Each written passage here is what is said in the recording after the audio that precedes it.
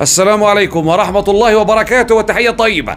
أما بعد يا سادة، قضية رأي عام جديدة تهز اليمن، وهذه من المرات القليلة اللي الحمد لله شعبنا عرف يستخدم السوشيال ميديا في حاجة مفيدة، ورأينا تكاتف رائع بين رواد مواقع التواصل الاجتماعي لنشر هذه الصورة. هذه الصورة تقف وراءها قضية كبيرة وآفة أصابت مجتمعنا للأسف، وهي ظاهرة التحرش والفعل بالإكراه في الصغار. هذا الرجل الذي أمامكم، ولا أريد أن أخطئ عليه أو أسيء له احتراما لأهله، لأنهم ناس كفوا وأثبتوا إنهم رجال وبيض الله وجيههم، وهجيك في القصة الآن. هذا الرجل تعرض لهذه الطفلة مرتين. تعال أحكي لك القصة. المرة الأولى جاء بيسألها مين أنتي وإيش اسمك، بيجمع بيانات. الراجل ما شاء الله مخلص في العمل، قاعد يجمع بيانات ويدرس الضحية ما شاء الله. شوف كيف العمل المؤسسي، حتى الجريمة يعني تتمأسس بمأسسها.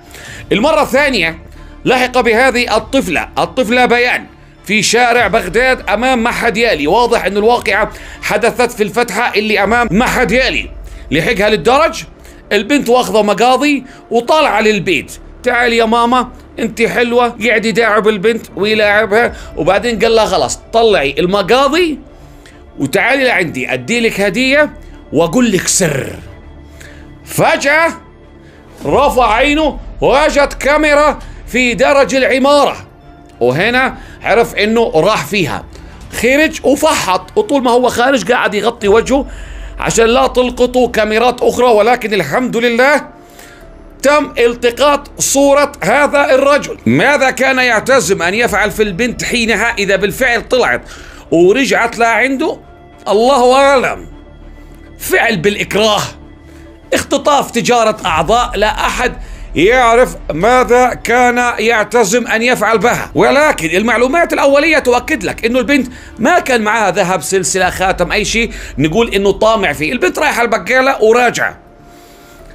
أخذوا سكان العمارة الصورة من الكاميرا ونشروها عبر مواقع التواصل الاجتماعي، والشعب اليمني كله تكاتف ونشرها على أوسع نطاق. لنتفاجأ بعد ساعات أنه أهالي هذا الشاب شافوا الصورة وتعرفوا على ابنهم وأخذوه وراحوا لأهل البنت الطفلة الصغيرة وسلموه إياهم. هذا ابننا عندكم، اعملوا فيه اللي يرضيكم. ليش بقول لك أسرة عن جد قد المسؤولية وواعية؟ بغض النظر البعض بيقول لك لأنهم اتفاضحوا، الله لا يرفع الستر عن إنسان، وفي ناس 99% بيستروا بيخبوا مش فرقان معاهم. هذول أسرة كريمة ومحترمة ونتشرف جميعا بهم، ويا ريت كل الأسر تكون بهذا